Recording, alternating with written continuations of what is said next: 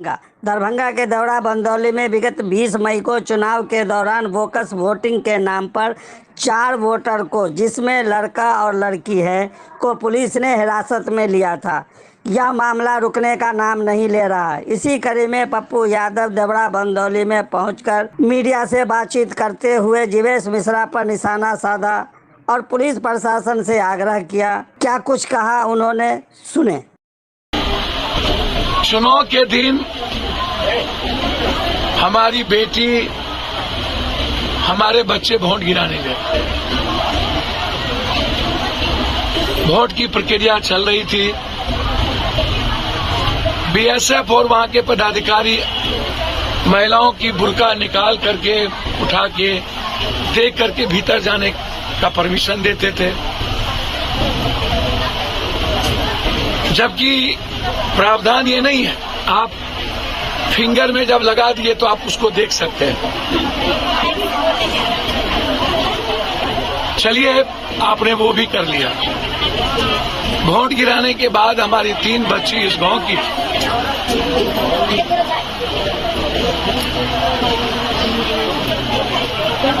हमारी 3 बच्ची और 1 बच्चे सड़क पर आ गए। यहाँ के विधायक जीवेश मिश्रा जी,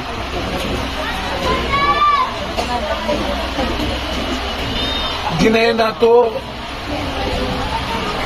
संविधान का ज्ञान है, न कानून का, और न ही उन्हें भारतीय संस्कृति का, न ही पारिवारिक और सामाजिक परिवेश का। मुझे ये समझ में नहीं आया कि चुनाव के दिन इस क्षेत्र के विधायक जीवेश मिश्रा को कौन सा परमिशन था बूथ पे जाने का। मैं यह बात छपरा में भी कहा था जब हम मर्डर में आज से 4 दिन पहले गए। रोहनी पर 307 का मुकदमा हुआ। गाली गलौज भी रोहनी को दी गई, भौंसरी कह के, पर्टिकुलर इंडिविजुअल गाली गलौज और भी दिया गया जो मैं नहीं बोल सकता हूं। मारपीट किए गए। एक कैंडिडेट को बूथ के प्रिजाइडिंग अफसर तक जाने और उससे बात करने का राइट है, लेकिन पार्टी के विधायकों को प्रिजाइडिंग अफसर और उस बूथ के भीतर जाने का राइट नहीं है। मुझे नहीं पता उस दिन गाड़ी कैसे चल रही थी, वो वोटर कहाँ के हैं मुझे नहीं जानकारी। जिस बूथ के वो वोटर होंगे उससे बाहर शाम के 5 बजे तक आप रास्ते के द्वारा प्लेन पकड़ने जा सकते हैं, किसी अस्पताल के काम से बाहर जा सकते हैं।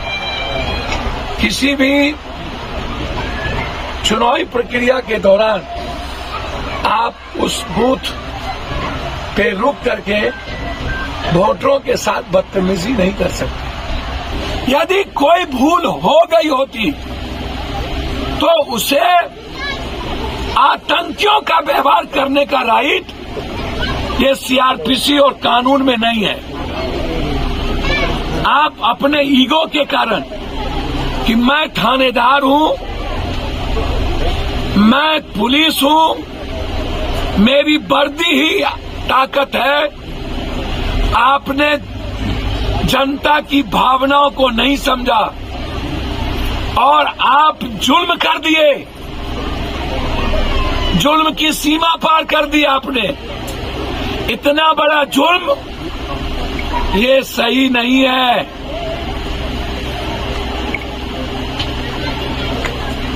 और अभी तक जनप्रतिनिधि चुप हो और मुख्यमंत्री जी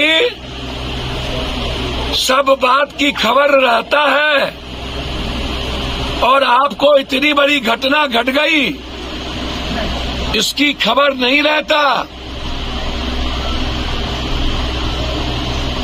छपरा में आपको खबर नहीं रहता, ऊपर से प्रेशर डाल दिए जाते हैं।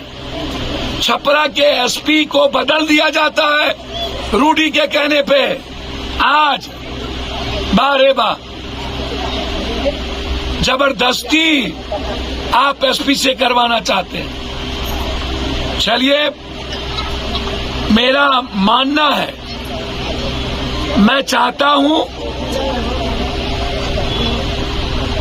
24 आदमी पर आपने केस किया होगा, धारा 253 या 153 या और भी काम काज में दखल देने का चुनावी प्रक्रिया। आप वारंट ले आइए, वारंट सर्व करा दीजिए। जिन लोगों का आप वारंट लाएंगे वो अपना बेल करा ले, या जिनका नेम्ड एफआईआर है वो अपना बेल करा लेंगे, या नहीं तो आप कानूनी प्रक्रिया के तहत आप कोर्ट जाइए, कोर्ट से आप कुर्की जब्ती लीजिए। हम एंट्री सेफ्टी बेल करेंगे या तो सरेंडर करेंगे। या कौन सा कानून है रात के 12 बजे मेरी माँ और मेरी बेटियों पर जुल्म करने का? और यही जुल्म पप्पू यादव को यहां लेके आ गया। ये डर नहीं चलेगा, ये आतंक नहीं चलेगा जीवेद जी। जरूरत पड़ेगी तो इसी गांव में मैं बैठ जाऊंगा। और आपको बहुत ताकत और औकात है ना, तो आके लड़ लीजिएगा पप्पू यादव से।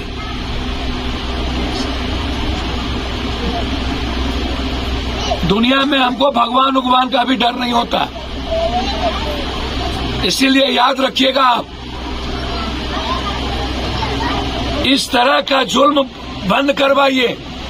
और मैं एसपी साहब, डीआईजी साहब से आग्रह करूंगा हाथ जोड़कर, आईजी साहब से, आप तो सबके हैं। डीएसपी साहब, आप तो सबके हैं, आप तो न्याय कर दीजिए। आप तो कानूनी प्रक्रिया में आइए। सारे बच्चे डरे हुए हैं, कोई स्कूल नहीं जाता, घर से बेटियां नहीं निकलती। इतना बड़ा डर क्या मन पर बीतेगा उस बच्ची को? यही है लोकतंत्र। क्या इन लोगों को जीने का राइट नहीं है?